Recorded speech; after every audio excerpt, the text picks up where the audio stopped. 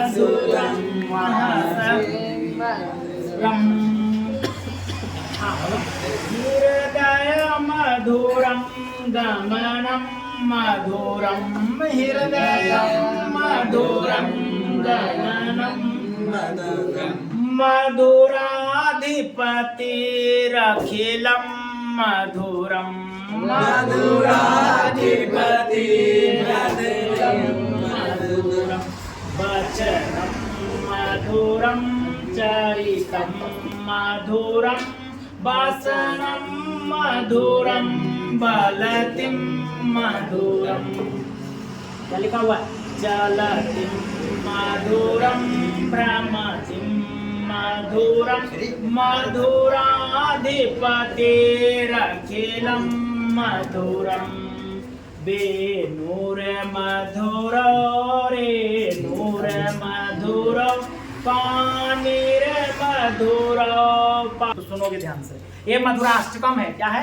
Madhurashtakam. Class 10th का tuition भाग 2 भाग 2 में एक चैप्टर है जिसको हम कहते हैं मधुराष्टकम। क्या कहते हैं? मधुराष्टकम। मधुर माने मीठा, मधुर माने मीठा, सहज मीठा। अष्टकम माने 8 श्लोकों में भगवान का, खुदा का, अल्लाह का बड़ा सुंदर वर्णन किया गया है। उसके बारे में यहाँ लिखा हुआ है कि वो कैसा है। समझ रही हो? वो कैसा है, इसको सुनोगे जरा ध्यान से। हम पहले गा के सुनाते हैं, फिर इसका अर्थ बताते हैं, तब तुम लोगों को समझ में आ जाएगा।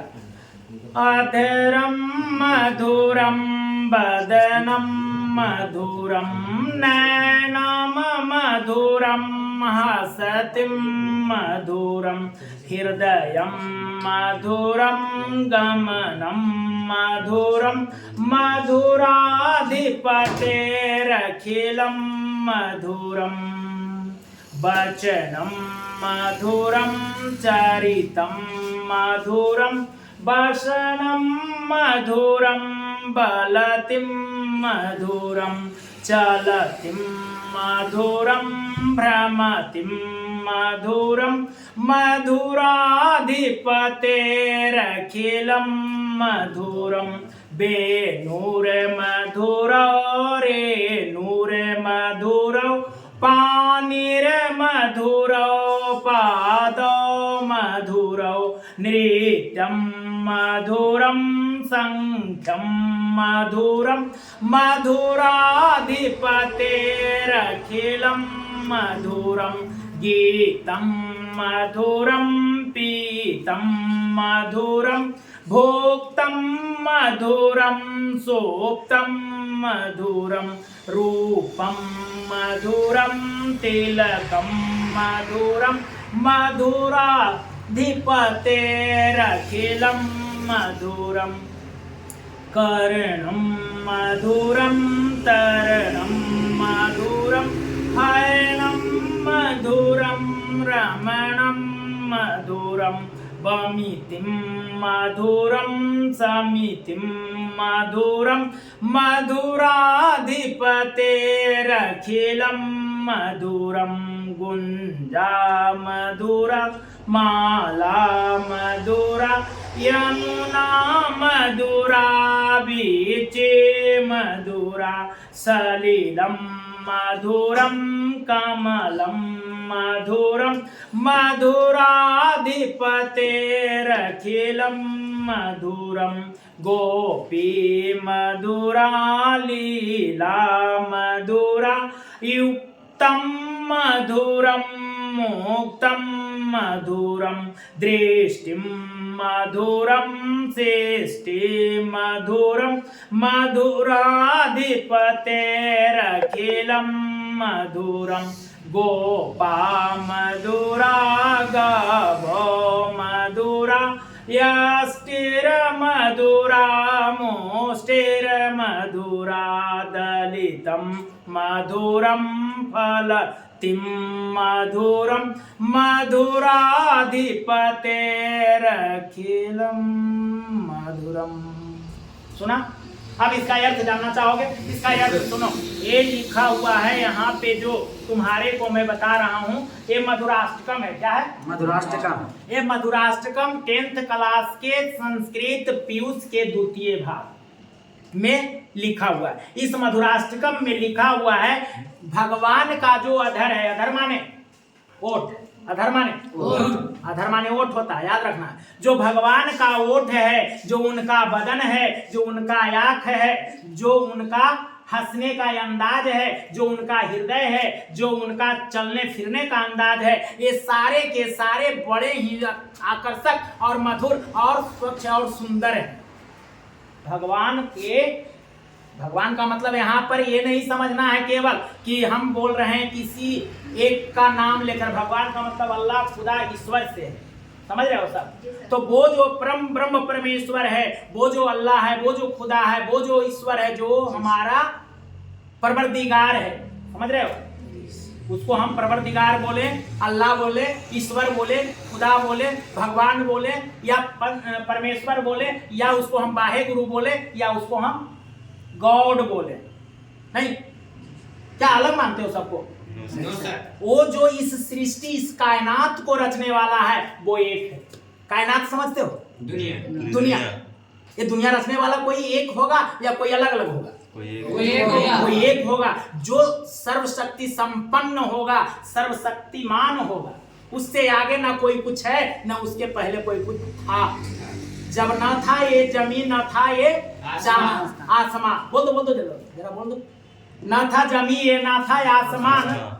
आगे हमको नहीं याद है, लेकिन उसका मतलब हुआ कि ना ये जमीन थी, ना ये आसमान था, ना ये सूरज था, ना ये तारा था, ना ये सितारा था। तो उस समय कौन था? तो तू ही नहीं सुने हो कभी? तू ही तू का मतलब केवल वो अल्लाह था, इसके अलावा और कोई नहीं था। वही परमेश्वर था, वही ईश्वर था, वही गॉड था, इसके अलावा कोई कुछ नहीं था।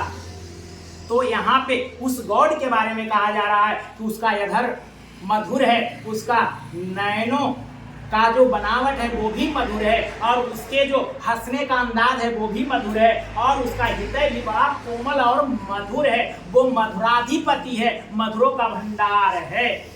मधुराधिपति का मतलब मधुरों का भंडार, स्टोर है एकदम, है ना, पूरा बहुत बड़ा, जिसको बफर कह सकते हो। उससे बड़ा फिर कुछ नहीं।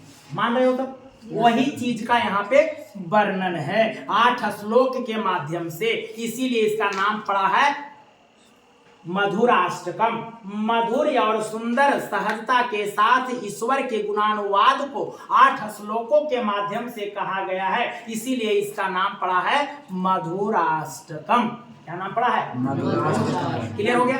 अब इनका वचन मधुर है, चरित्र मधुर है, कपड़ा मधुर है, इनका चलना मधुर है, इनका बोलना मधुर है, इनका घूमना मधुर है, इनके बालों का जो लट है वो भी मधुर है। ये मधुरों के भंडार हैं।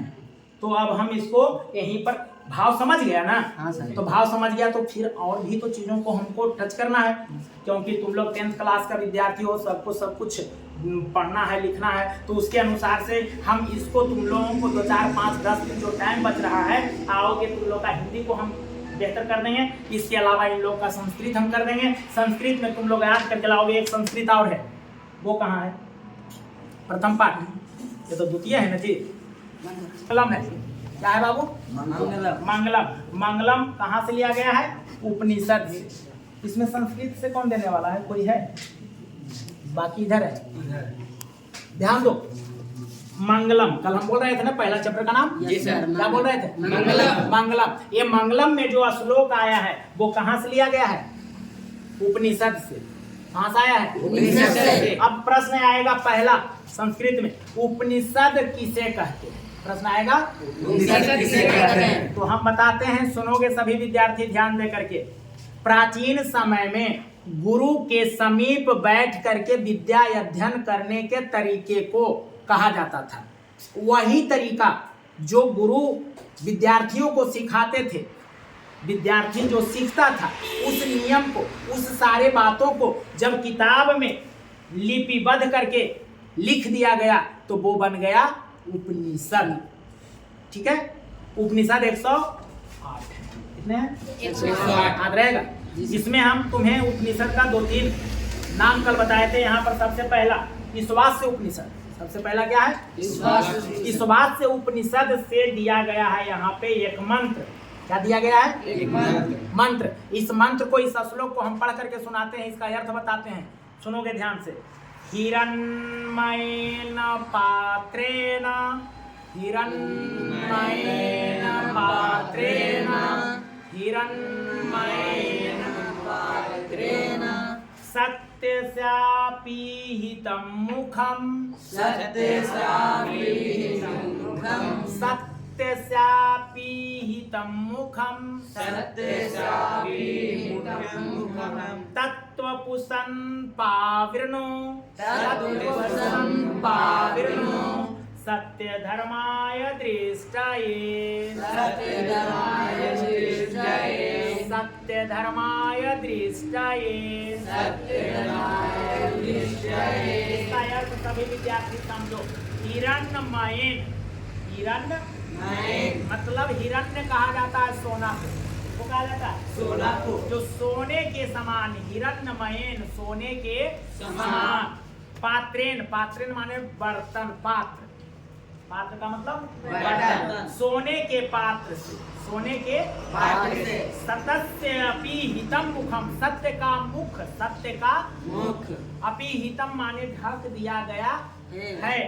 सोने के चमकीले पात्र से सत्य का मुख ढक दिया गया है। तत्वपुषं पावृणु, तत्वपुषं पावृणु सत्य धर्माय दृष्टये। हम सत्यवान लोगों के लिए, हे सूर्य, उस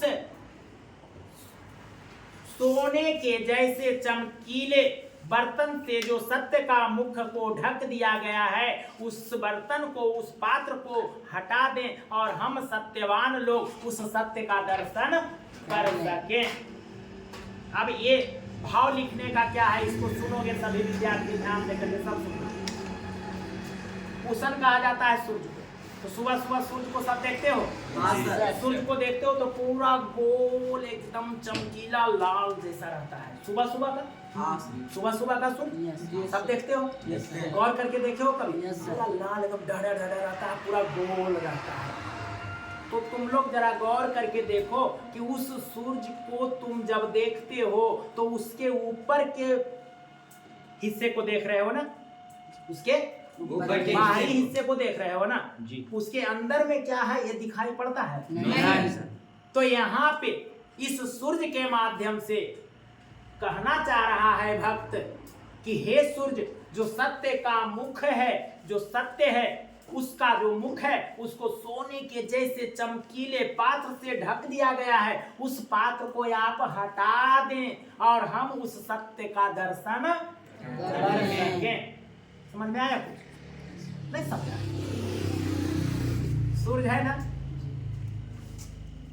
तो उसका बाहरी आवरण हम देख रहे हैं ना जी सर। अंदर की चीजों को हम देख रहे हैं नहीं सर। टॉर्च जलाते हैं तो टॉर्च जलाते हैं तो टॉर्च को ऐसे कोई देखता है तो उसके ऊपर बाहर जो है उसको हम देख पाते हैं। टॉर्च अभी हम तुम्हारे मुंह पे जला दें तो उसका बाहरी केवल अनुभव होगा ना। टॉर्च के पीछे का हिस्सा दिखता है नहीं सर। वो तो तुम देख लेते हो इसलिए कि छोटा चीज है तब ना, लेकिन उस सूर्य के अंदर भी तो उसी टॉर्च के जैसा अंदर का हिस्सा होगा। उसको कभी देखे हो? नहीं देखे हो। तो यहाँ पे इस सूर्य के बाहरी आवरण को हटा करके उसके अंदर क्या है उसको देखने से यहाँ पे भक्त का कहना ये है कि भगवान का ये सारे कायनात को तो हम देख रहे हैं, ऊपरी हिस्से को तो देख रहे हैं, अल्लाह का बनाया हुआ सृष्टि को तो हम देख रहे हैं, लेकिन उसका क्या ढंग है, कैसा वो है, किस तरह से है, उसको हम जरा देखना चाहते हैं। उसके बारे में एक कवि ने लिखा है, बिनु पग चले। क्या लिखा है? बिनु पग चले सुनाए बिनु काना। बिनु पग चले सुनाए बिनु काना। सुन रहे हो? बिनु पग चले सुनाए बिनु काना, बिनु कर कर्म करे विधि नाना। उसके बारे में क्या लिखा है कवि ने कि बिना पैर के वो चलता है, बिना चलता है, बिना कान के सुनता है, कर माने हाथ, बिना हाथ के वो सब कुछ करता है। ऐसा है वो। उसको देखा किसने? बिनु पग चलय बिनु पग चले सुनय बिनु काना, बिनु पग चले सुनय बिनु काना, बिनु कर कर्म करे विधि नाना। और बिना हाथ के वो अनेकों प्रकार के कार्यों को कर देता है ना। तो ये जो बाहरी चीज बनाया हुआ है इसको तो हम देख पा रहे हैं, लेकिन उसके अंदर का जो सत्य है, जो गुण रहस्य है, हम उसको देखना चाह रहे हैं। यहाँ भक्त कह रहा है ईश्वर से। क्लियर हुआ पहला पंक्ति, पहला श्लोक क्लियर हुआ।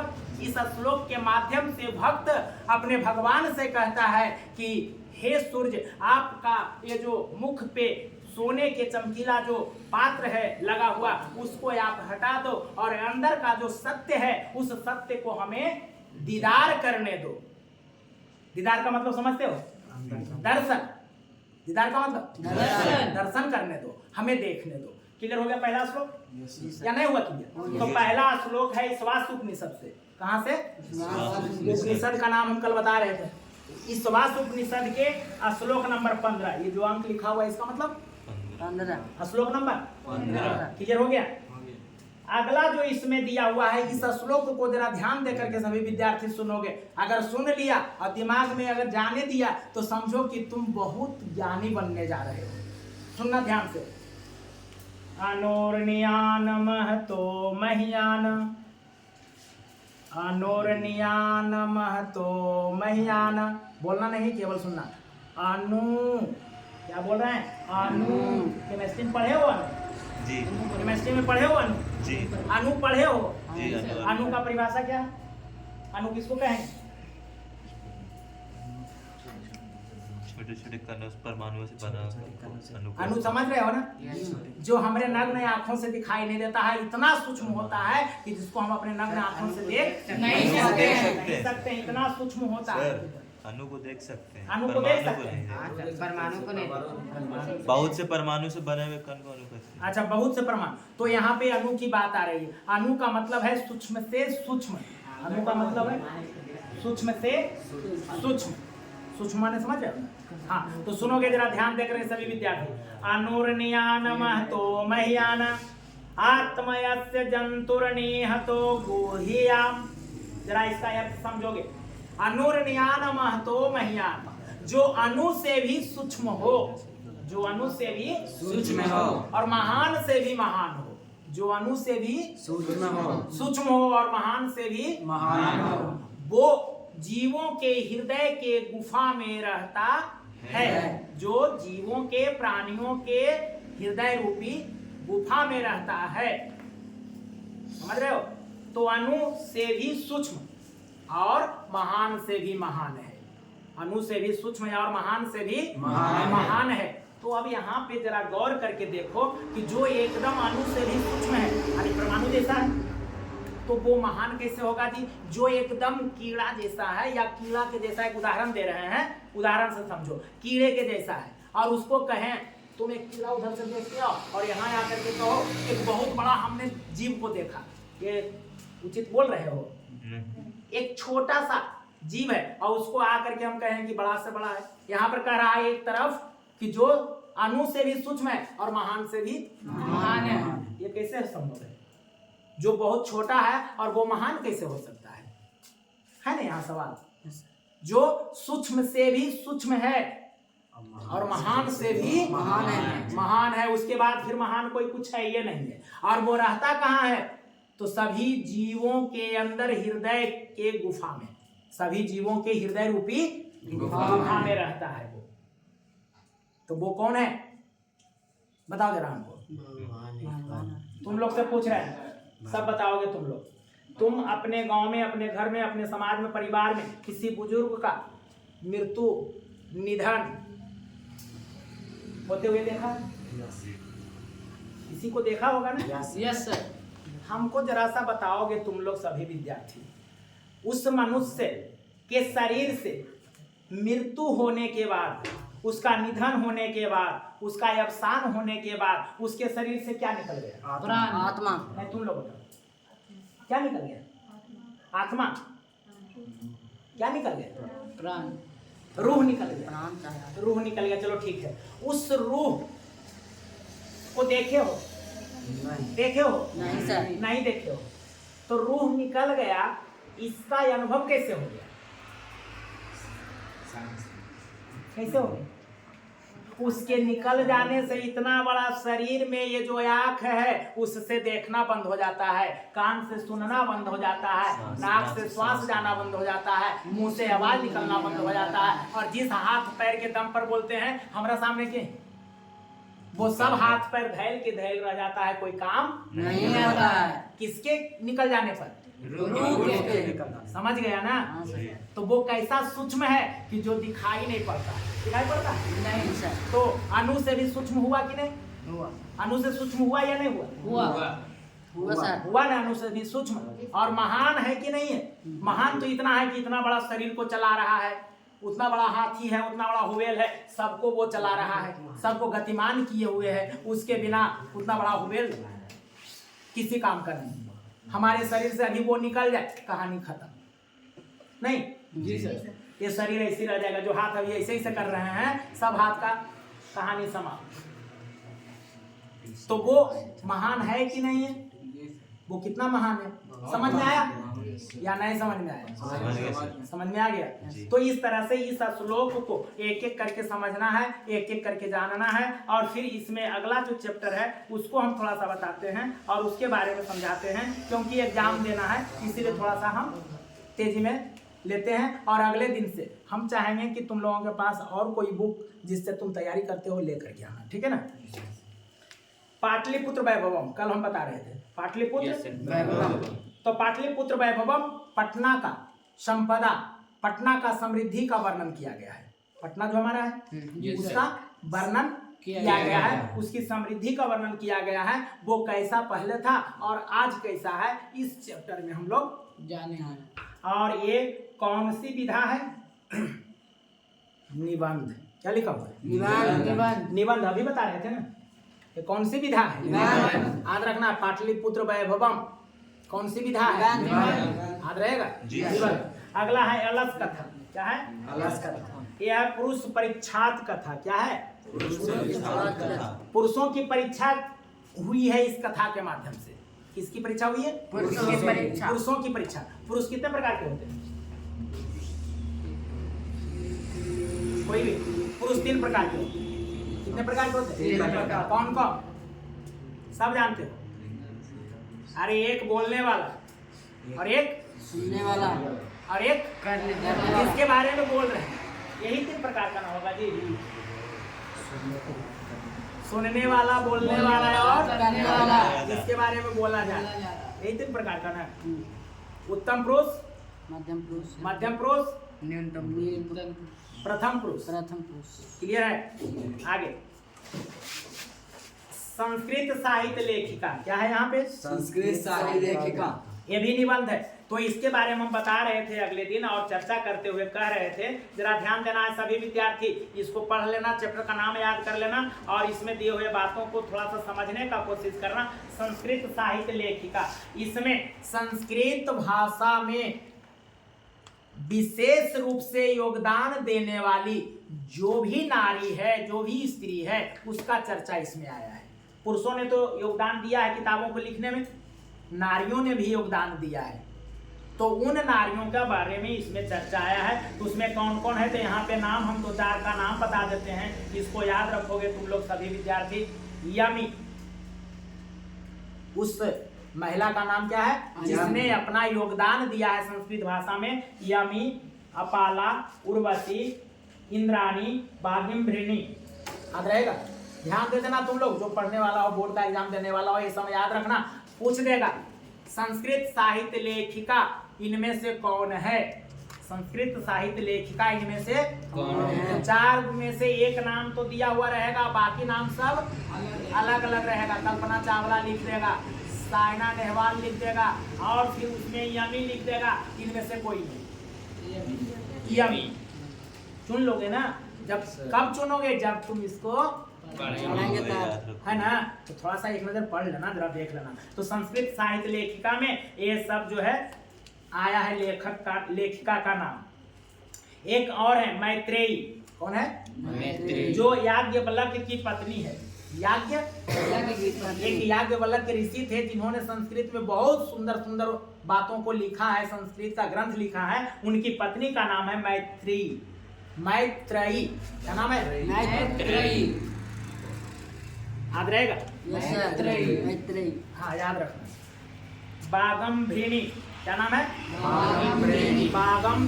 क्या नाम है? हाँ याद रखना है। अब हम आगे दूसरा चैप्टर को देखते हैं और उसमें क्या रहस्य है ये समझा देते हैं, क्योंकि थोड़ा थोड़ा भी याद रख लिया ना तो कल काम दे देगा। तो अगला चैप्टर का नाम यहाँ है भारत महिमा। क्या है? भारत महिमा। इसमें इस चैप्टर में भारत के बारे में बताया गया है कि अपना देश भारत कैसा है, इस चैप्टर में बताया गया है। तो इसमें जो पहला श्लोक है इसको लिया गया है पुराण से। कहाँ से लिया गया है? पुराण से। कल हम बता रहे थे 18 पुराण है। Yes sir. कल हम बता रहे थे उसी पुराण से लिया गया है इसका पहला श्लोक। इसका दूसरा श्लोक आधुनिक समय के ऋषियों के द्वारा बनाया हुआ है। फिर इसके बाद इसमें जो आगे दिया हुआ है चैप्टर उसको हम बताते हैं और उसके बारे में समझा देते हैं। ये है भारतीय संस्कारा। क्या है? भारतीय संस्कारा। कल हम भारतीय संस्कारा की चर्चा कर रहे थे। Yes sir. भारतीय संस्कारा की चर्चा कर रहे थे। Yes, तो sir. भारतीय संस्कार कितने हैं? 16। कितने हैं? 16 संस्कार का वर्णन इसमें आया है। यहाँ पर जरा सा इसको तुम लोग देखोगे। भारतीय प्रायेण पंचविधा संति। इसको 5 विधा कहा गया है। 5 विद्या इसको कहा गया है और ये 5 विद्या में बांटा गया। उस 16 को 5 विद्या में बांटा गया है। और वो कौन कौन सा विधा है तो इसको हम जरा सा एक लाइन में समझा देते हैं। पहले तो है संस्कार किसे कहते हैं?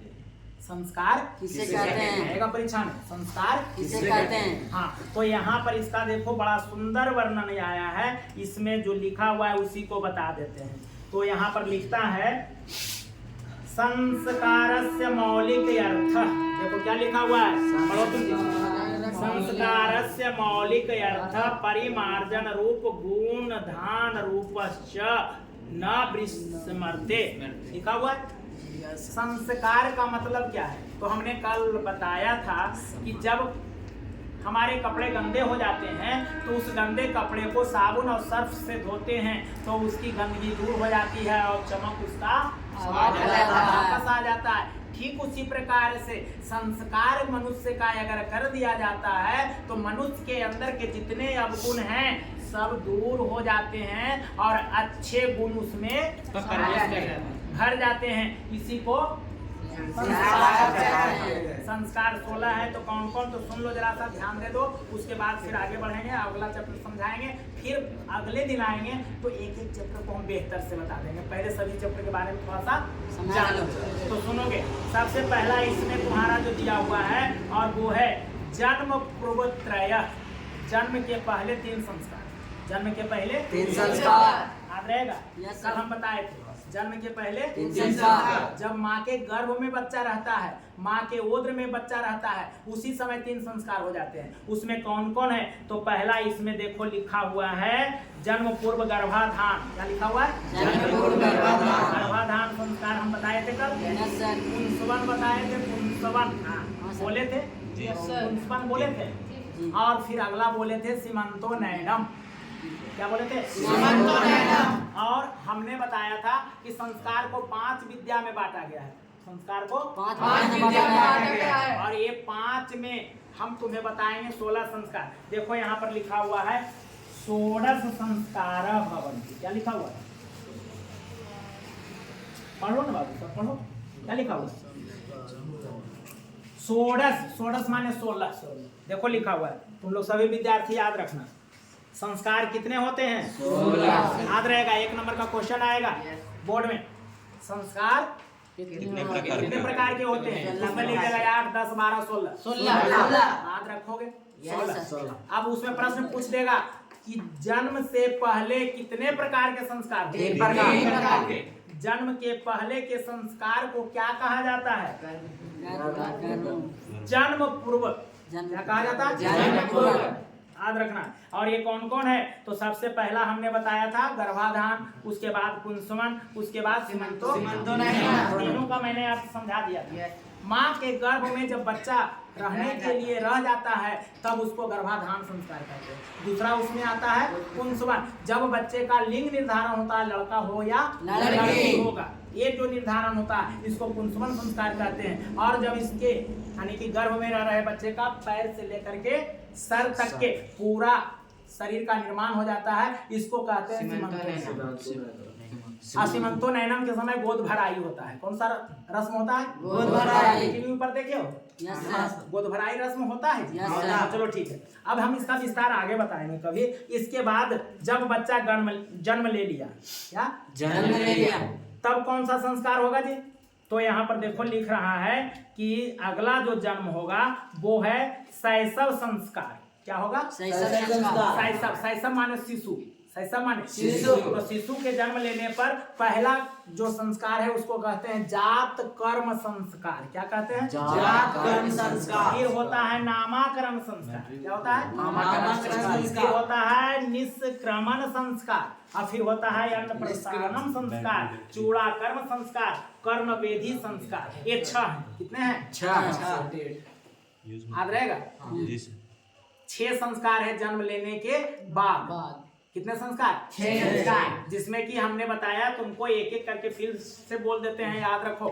जात कर्म संस्कार पहला, दूसरा नामाकरण संस्कार, तीसरा निष्क्रमण संस्कार, चौथा अन्नप्राशनम संस्कार, पांचवा चूड़ा कर्म संस्कार, और छठा कर्ण वेद संस्कार। 6 को हो गया। जोड़ते जाना, 3 को उधर बताए, 6 को अभी बताए। कितना हुआ? 9। अब इसमें हम बताएंगे, तुम लोग के घर में बच्चे जन्म लेते हैं तो नाम रखते हो? Yes sir. तो नाम रखने का कोई एक कुछ नियम है या ऐसे ही रख देते हो? तो अगर नहीं जानते हो तो मैं बता देता हूँ। हम सब में क्या है ना, जो मैं बता देता हूँ। बच्चा जन्म हुआ तो जन्म हुआ, मान लो आज का दिन कौन सा दिन है? जुम्मा है ना जी। और अभी का समय है कौन सा समय? शाम का समय है। रात्रि का लगभग 8:45 हुआ है। समझ रहे हो सब बात? जी। तो इस तरह से दिन तिथि नक्षत्र को देख करके हमारा एक पंचांग है, हमारे में एक पंचांग है। उस पंचांग के माध्यम से हम देखते हैं कि तिथि आज कौन सा है, नक्षत्र कौन सा है, कौन सा राशि है, कौन सा समय है, उसके अनुसार से उसमें बता दिया जाता है इसका नाम ये होगा। समझ में आया कुछ? ये नामकरण। अगला इसमें बता रहे हैं, जरा समझने का कोशिश करना। निष्क्रमण संस्कार। क्या है? निष्क्रमण संस्कार। तुम लोग सब अगर जानते हो तो हमें बताना। तुम्हारे घर में बच्चे रहते हैं, तो बच्चे होने के बाद उस बच्चे को पूरे के पूरे, जच्चा और बच्चा दोनों को हम किसी रूम में आराम से रखते हैं। कितने दिनों के बाद हम बच्चे को बाहर निकालते हैं? कुछ अनुभव बताओ। 4 दिन के बाद, 40 दिन के बाद निकालते हो ना? 40 दिन तक नहीं निकालते हो ना? 40 दिन के बाद निकालते हो ना? समझना मेरी बात को, हम जो समझा रहे हैं। 40 दिन के बाद कहीं न कहीं कुछ विधान है, कहीं न कहीं कुछ रीति है, कहीं न कहीं कुछ नियम है। तो वो जो 40 दिन के बाद हम निकालते हैं, हम लोगों के यहाँ 21 दिन पर निकलता है। कितने दिन पर? 21 दिन पर निकलता है ना? Yes sir. जिसको हम लोग क्या कहते हैं? बिस्तौरी। क्या बोलते हैं? बिस्तौरी। याद है? Yes sir. घर में होता है। जब तक बच्चा हमारा 20 दिन नहीं पुरता है तब तक उसको लोग, है ना, उसके बाद, है ना, उसके बाद उसको निकालते हैं, नहलाते हैं, धुलाते हैं, नए कपड़े पहनाते हैं, है ना। तुम लोग का 40 दिन है।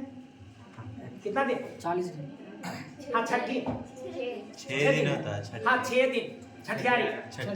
बहुत सुंदर। छठियारी होता है, हम लोग का भी होता है। होता है जी? हाँ सर, होता है। बोलो ना सर जी। हाँ सर, होता है। तो देखो बाबू, यहाँ जो हम बताना चाह रहे हैं, सुनना ध्यान से। जो बच्चा हमारा नवजात बच्चा है, शिशु हमारा है, नया बच्चा जो हमारा है, जिसको हम पहली बार अपने घर के दरवाजे से बाहर करते हैं, घर के दरवाजे से बाहर करते हैं, इसी को कहा जाता है निष्क्रमण संस्कार। क्या कहा जाता है? निष्क्रमण संस्कार। पहली बार जब बच्चे को घर के दरवाजे से हम बाहर निकालते हैं, इसी को कहते हैं निष्क्रमण संस्कार। समझ में नहीं आया? हाँ सर सफल नहीं बनाना, इसी को कहते हैं निष्कर्मण संस्कार। समझ में आ गया कुछ? Yes sir. अगला इसमें संस्कार है अन्नप्राशनम। क्या है? अन्नप्राशनम। अन्नप्राशनम समझते हो? टीवी सब देखते हो? हाँ। जो पूछ रहे बोलो। हाँ, टीवी सर। सब देखते हो? Yes sir. टीवी पे प्रचार में वो तुम लोग देखा होगा, एक ऐड आता है जिसमें कहता है कि जन्म से 6 महीने तक सिर्फ बच्चे को माँ का दूध, जन्म से 6 महीने तक सिर्फ माँ का दूध, उसके पहले कुछ नहीं। 6 महीना के बाद उसको दलिया का पानी, फिर उसको सुपाच्य भोजन ऐसा देने का। टीवी पर एक ऐड आता है, Yes. ध्यान देना। क्यों ऐसा कहा गया है? क्योंकि तुम्हें मैं बता रहा हूँ, इसको ध्यान से सुनना। जो नवजात शिशु पैदा होता है ना, उसके लिए उसका सबसे मुख्य जो आहार है, सबसे मुख्य जो भोजन है, वो है माँ का दूध। उससे बेहतर कोई नहीं है। भोजन नहीं है उसके लिए। और जिस किसी भी बच्चे को माँ के दूध के जगह पे डब्बा का दूध पिलाना शुरू कर दिया, बकरी का या फिर गाय का या फिर भैंस का इधर उधर का दूध पिलाना शुरू कर दिया, वो बच्चा का सेहत खराब हो जाए। खराब हो जाता है। इसीलिए 6 महीने तक उस बच्चे को सिर्फ और सिर्फ माँ का दूध। और उसके बाद उस बच्चे को जब पहली बार हम दलिया का पानी देते हैं या फिर कोई मुलायम सा कुछ भी अनाज हम मुंह में डालते हैं, पहली बार जो हम भोजन के रूप में उसको अनाज के रूप में जो कुछ देते हैं, उसी संस्कार को कहा गया है अन्न प्राशनम संस्कार। क्या कहा गया है? अन्न प्राशनम संस्कार। क्लियर समझा? जी सर। 6 गो और 3 गो, कै गो हुआ? छोटे 9 गो। बाकी कै गो बचा? 16 में कै गो बचा? 7 बचा। उस 7 को हम जरा सा नाम बता देते हैं, फिर हम छोड़ देंगे। देखोगे, शिक्षा संस्कार, उसके बाद क्या शुरू होता है? शिक्षा संस्कार। शिक्षा संस्कार। क्या शुरू होता है? शिक्षा संस्कार। तुम लोग सभी अपने अपने गांव में, अपने अपने घर में, परिवार में देखा होगा कि जो छोटा बच्चा है उसको सरस्वती पूजा के दिन खल्ली धरवाते हैं। देखे हो? सर देखे सर। देखे हो ना? तुम लोग भी उस बच्चे को पढ़ाने के लिए, तालीम दिलवाने के लिए पहली बार जब ले जाते हो कहाँ पे? मस्जिद ले जाते हो, तो वहाँ पर कुछ रस्म अदा किया जाता है। रस्म अदा किया जाता है, या तो उसके हाथ में कुछ खल्ली है, पेंसिल है, कुछ तो होगा। उसके हाथ में अगरबत्ती जलवा करके अल्लाह के नाम से करते हो, कुछ ऐसा करते हो या नहीं करते हो उसके नाम से? फिर मस्जिद में कुछ दान, कुछ ये वो करते हो या नहीं करते हो? करते हो ना? हम लोग भी करते हैं। तो सुनो, हमारे रीति रिवाज में जब पहली बार बच्चे को खल्ली धराया जाता है उस खुदा के दरबार में, या फिर उस अल्लाह के दरबार में, या फिर उस भगवान के मंदिर में, तो क्या बोला जाता है? तो मैं बता देता हूँ, याद रखना, और तुम लोग याद रखो आज के बाद, जानो उस समय क्या बोला जाता है। तो वहाँ पे बच्चे को नए कपड़े में पहना करके ले जाते हैं, हाथ में खल्ली दे देते हैं, और उसको हाथ पकड़ करके लिखवाया जाता है जमीन पे या स्लेट पे।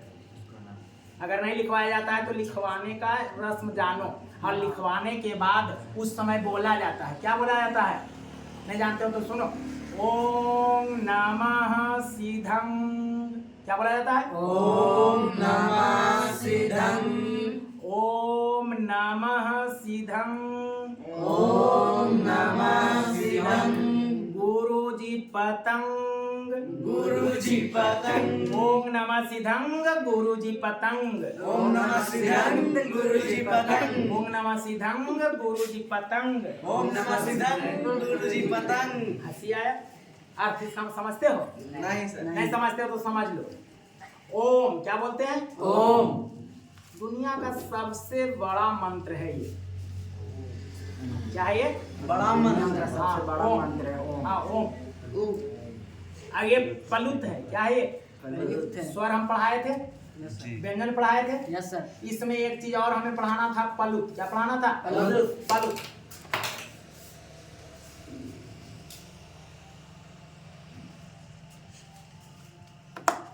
इसका उच्चारण करो तो।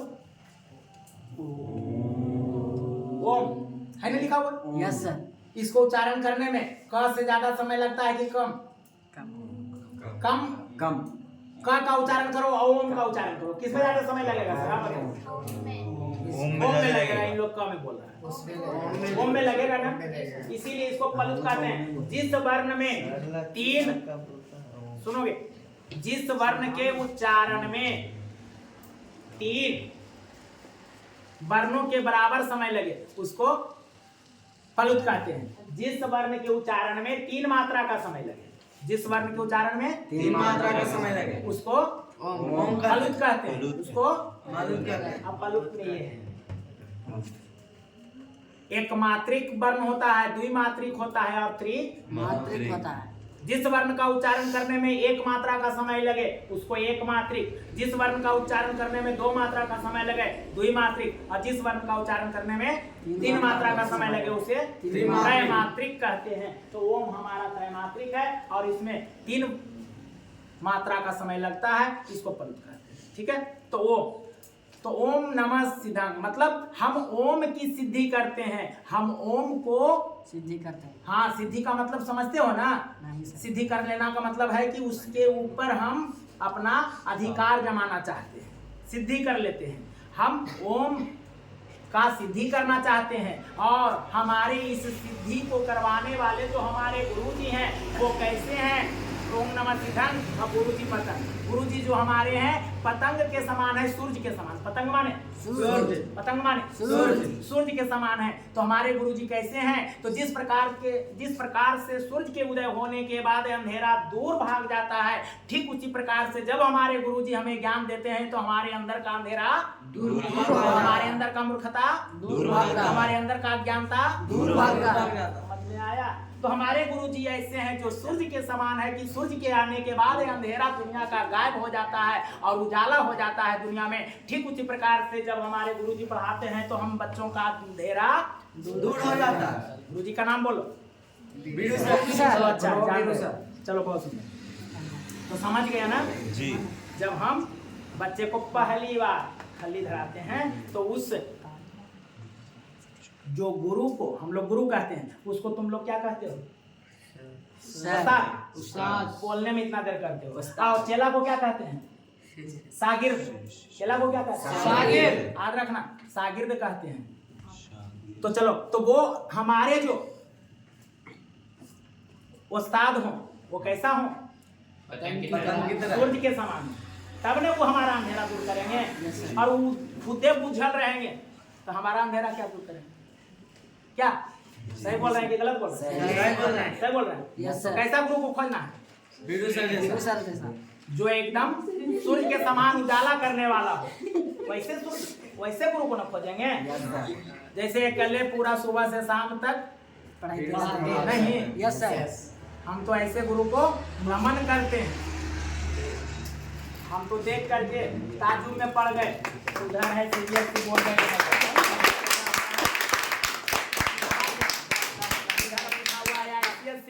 इधर बैठा हुआ है इंग्लिश वाला, इधर बैठा हुआ है हिंदी वाला, उधर बैठा हुआ है उर्दू वाला, इधर बैठा हुआ है ना जाने कौन कौन वाला। और सबको ये समान नहीं कर रहे हैं ना जी। तो ऐसे गुरु के लिए एक बार ताली बनता है कि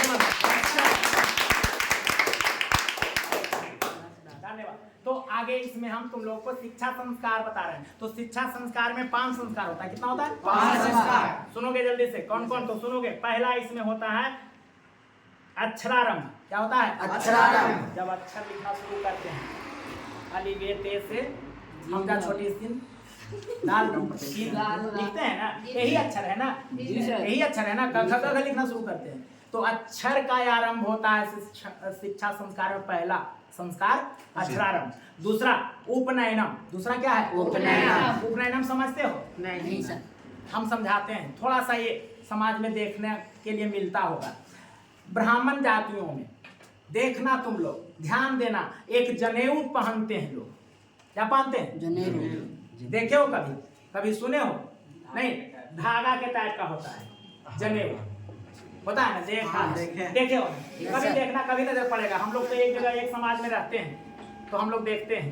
तो वो जो उनको पहनना पड़ता है, और वो जो पहनाया जाता है उसके लिए एक विधान होता है, एक रीति रिवाज होता है, जिसमें बहुत सारे श्लोक पढ़े जाते हैं, हवन करवाए जाते हैं, और ईश्वर को, अल्लाह को याद किया जाता है, और उस संस्कार को उपनयन संस्कार क्या कहा जाता है?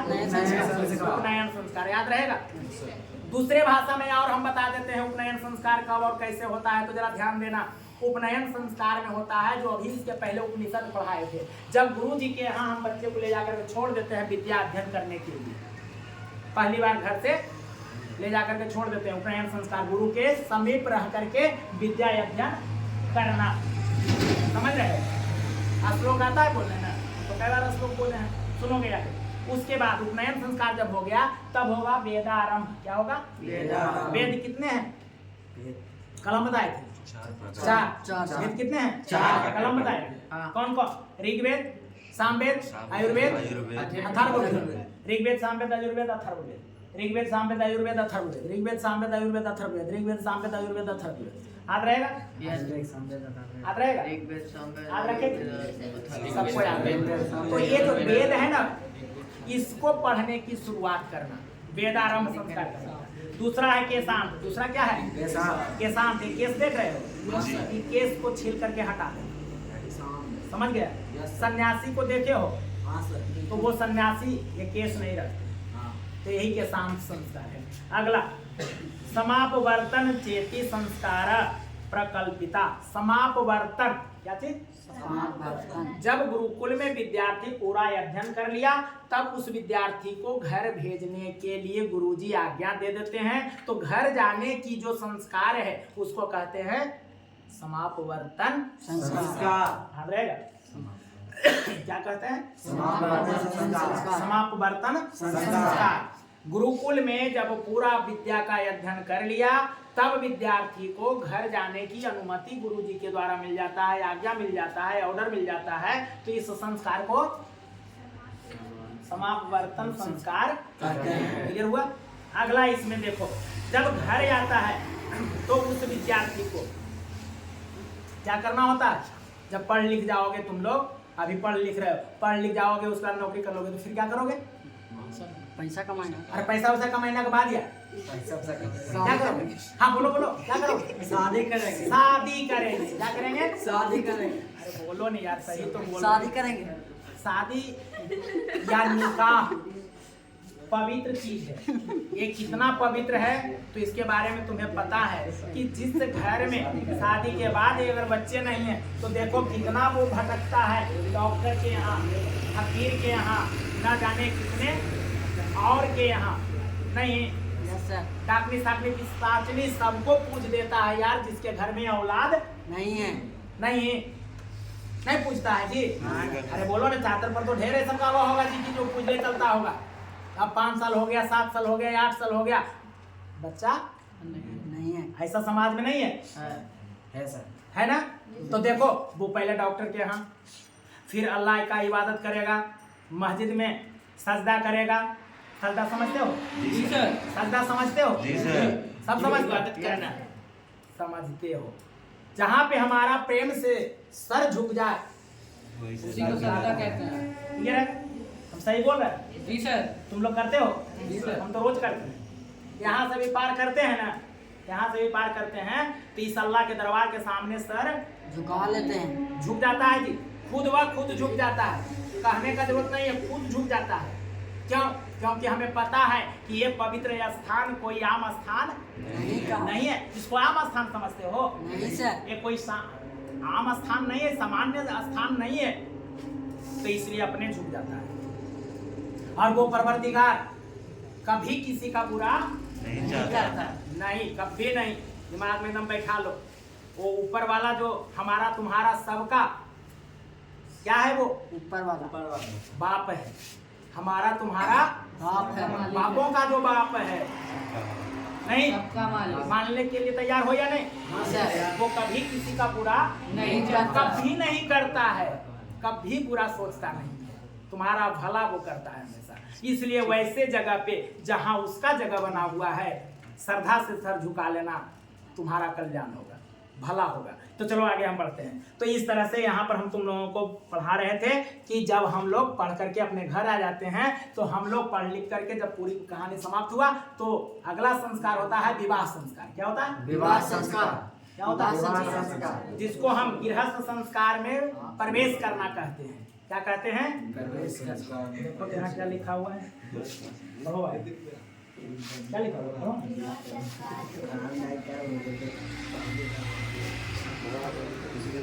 हाँ लिखा हुआ है मनुष्य गृहस्थ जीवन में, गृहस्थ का मतलब गृह माने घर, घर के जीवन में प्रवेश कब करता है? जब उसका शादी हो जाता है। जब तक शादी नहीं हुआ तब तक उसको देखो ना, जहाँ रात वहाँ बिहान, जहाँ भोर वहाँ नहीं। Yes, sir. शादी होने के बाद फिर देखो कहानी, उस पर कई गाना बना हुआ है, नहीं गाना बना हुआ है, और गाना हकीकत बना हुआ है। तुम्हारे घर में ही हम पूछ लेते हैं, तुम ही लोग बताओगे कि तुम्हारे अब्बू बाहर में काम करते हैं और रोज वो घर आते हैं 7 बजे तक। अगर किसी दिन ऐसा कि वो रात में आने में उनको देर हो गया, 7 के जगह पर 8, क्या करते हो तुम लोग? चिंता कर लेते हो ना? और नहीं अगर आते हैं, नहीं कॉल लगता है तो कैसा मन घबराता है? चिंता हो जाता है। घबराता है या नहीं? Yes, sir. बोलो ना सब यार। Yes sir. अच्छा, दिन भर चाहे जहाँ रहिया हमार पिया, रात के घरे या बोल रहे हैं जो सही बोल रहे हैं कि गलत बोल रहे हैं? अरे बोलो ना, सही बोल रहे हैं कि गलत? ये गाने का भाव समझो, वही संस्कार है गृहस्थ संस्कार। तब न कोई याद करने वाला है। अगर शादी विवाह नहीं है तो कौन किसको याद कर रहा है? चलो कहानी समाप्त, समझो। तो ये है संस्कार। कौन संस्कार? विवाह संस्कार। क्या है? विवाह संस्कार। कई गो जोड़ा दिए। जन्म पूर्व त्रय, शिशु काल में 6, तो 6 3, 9, शिक्षा संस्कार में 5 संस्कार, 14, विवाह संस्कार 15 हो गया। अरे विवाह कर लिया, सब कुछ हो गया, अंत में लुज बूढ़ा हो गया। उसके बाद क्या होगा? उसके बाद क्या होगा? अंतिम संस्कार। क्या उसका नाम बोलो ना? क्या होगा? मृत्यु संस्कार। क्या है? मृत्यु होता है, निधन होता है ना। निधन होने के बाद उसको क्या करते हो? क्या करते हो? बोलो ना। जला देते हैं। या तो हम दफना देते हैं, नहीं तो उसको जला देते हैं। इसी को कहा जाता है अंत्येष्टि संस्कार। क्या कहा जाता है? अंत्येष्टि संस्कार। क्या लिखा हुआ? लिखा हुआ है ना? क्या लिखा हुआ? मरणांत अंतरम अंत्येष्टि। मरने के बाद का एक संस्कार है जिसको कहते हैं अंत्येष्टि। अंत्येष्टि का मतलब जिसका अंत हो गया, समाप्त हो गया, कहानी। अंत्येष्टि संस्कार है। कितने संस्कार हो गए? 16। कितना संस्कार हो गया? 16। नहीं याद रहा? Yes sir. जन्म पूर्व 3, शिशु काल में 6, शिक्षा के समय में 5, विवाह 16 हो गया। ये 16 संस्कार का हम केवल नाम बता दिए हैं, लेकिन इसको पढ़ने के बाद इसको जब समझाया जाएगा, एक एक संस्कार का मतलब बताया जाएगा, तो इसमें थोड़ा सा समय लगेगा। ये बहुत गहरा चीज है। तो चलो इस तरह से तुम लोगों को हम कहना ये चाह रहे हैं कि जितने चैप्टर हैं बाबू, ये है देखो नीति श्लोक। क्या है? नीति श्लोक। इसमें अच्छे नियमों के बारे में बताया गया है। इन श्लोकों को हम बताएंगे और इसका अर्थ समझाएंगे। बहुत सुंदर श्लोक है और सुंदर इसका अर्थ है, जीवन में पालन करने योग्य है। आगे इसमें देखो एक और है कर्मवीर कथा। क्या है? कर्मवीर कथा। इसमें एक बच्चा है जो पढ़ता है, लिखता है और पढ़ लिख करके अपने मेहनत से वो बहुत ऊंचे पद पर पहुंच जाता है, अपने कर्म के बल पे, अपने मेहनत और परिश्रम के बल पे। तो उसी का यहाँ पर कहानी आया है और उस बच्चे का नाम है राम प्रवेश। क्या नाम है? राम प्रवेश। नहीं पढ़े हो इसको? कैसे परीक्षा में लिखोगे? क्या लिखोगे? राम प्रवेश नाम है। इसके बाद इसका जो अगला है और वो है स्वामी दयानंद। क्या है? स्वामी दयानंद। स्वामी दयानंद अपने देश के ऐसे व्यक्ति हैं जिन्होंने विधवा विवाह को शुरू किया। क्या चीज को शुरू किया? विधवा विवाह। विधवा विवाह समझते हो? समझते हैं। और एक चीज इन्होंने बंद करवाया और उसका क्या नाम है जानते हो? जब किसी का पति मर जाता था, सती प्रथा। समझ रहे हो ना? हाँ तो ये सब चीज़ों को तुम लोग जानोगे इस चैप्टर में, और दयानंद के बारे में जानोगे। ये गुजरात में जन्मे थे 1824 में। फिर इसके बाद अगला जो चैप्टर इसमें है, हम थोड़ा थोड़ा बता देते हैं, घर में तुम लोग पढ़ना, ज़्यादा समय देना। मंदाकिनी वर्णन हम कल भी बता रहे थे। मंदाकिनी कहते हैं गंगा नदी को। गंगा नदी का वर्णन करके सुना रहे हैं सीता को। कौन? राम। गंगा नदी कैसी है, गंगा नदी का क्या कहानी है, इन सारी चीजों के बारे में भगवान राम सुना रहे हैं अपनी धर्म पत्नी सीता। पत्नी को तुम लोग क्या बोलते हो? बेगम। पत्नी को क्या बोले? बेगम बोलते हो ना? अरे बोलो ना, भाषा में अलग अलग है जी। बाय बोलते हैं, अंग्रेजी में बाय बाय बोलते हैं। बाय। सबका भाषा अलग है, केवल सीखो। यहाँ पर देखो, व्याघ्र पथिक कथा क्या है? क्या है जी? व्याघ्र पथिक कथा। यहाँ पे इसमें कहानी जानोगे, एक बाघ और एक यात्री। पथिक माने यात्री। एक बाघ है और यात्री का कहानी इसमें जानोगे कि बाघ किस तरह से उस यात्री को प्रलोभन देता है और यात्री उसके लोभ में आ जाता है और अपना जान गंवा देता है। इसमें पढ़ो, ठीक है? देख रहे हो, बाघ ये है, यात्री है, इसका कहानी इसमें पढ़ोगे। इसके बाद हम चैप्टर का नाम केवल इसलिए बता रहे हैं कि थोड़ा बहुत तुम्हारे नजरों में तो होना ही चाहिए कि ये चीज अगर आ गया, वो चीज आ गया, तो कुछ स्मरण आ जाए। तो कर्णस्य दान वीरता, कर्णस्य दान वीरता। कर्ण, जो तुम लोग सीरियल अगर महाभारत देखा होगा, महाभारत सीरियल टीवी पर देता है, उसमें कर्ण दुर्योधन का मित्र है। हाँ सर, कर। बहुत बड़ा दाम। हाँ, और ये बहुत बड़ा दानी है। इसके दरवाजे पे कोई भी पहुंच जाता है, जो चीज मांग देता है वही चीज दे देता है। हाँ, ये नहीं सोचता है कि हमको ये चीज इतना कीमती है, ये मांगा तो हम नहीं दे। तो उसी में ये जो कर्ण है, ये जब पैदा होता है, जब जन्म होता है इसका, तो जानते हो जन्म होने के साथ इसके शरीर में कवच लगा हुआ है। क्या लगा हुआ था? जो छाती पे लगा रहता है, जो सैनिक लोग नहीं पहनता है, वो उसको जन्म के साथ ही था, है ना? और उसका महत्व ये था कि कोई कितना ही बड़ा वीर क्यों न रहे, जब तक ये कवच उसके साथ है तब तक उसकी मृत्यु नहीं हो सकती। नहीं हो सकती। कोई कितनो बाण चला ले, कोई कितनो उस पर गदा चला ले, कोई कितनो प्रहार कर दे, वो नहीं मर सकता। वो ऊपर वाले का ही दिया हुआ था। नतीजा कि उसी कवच को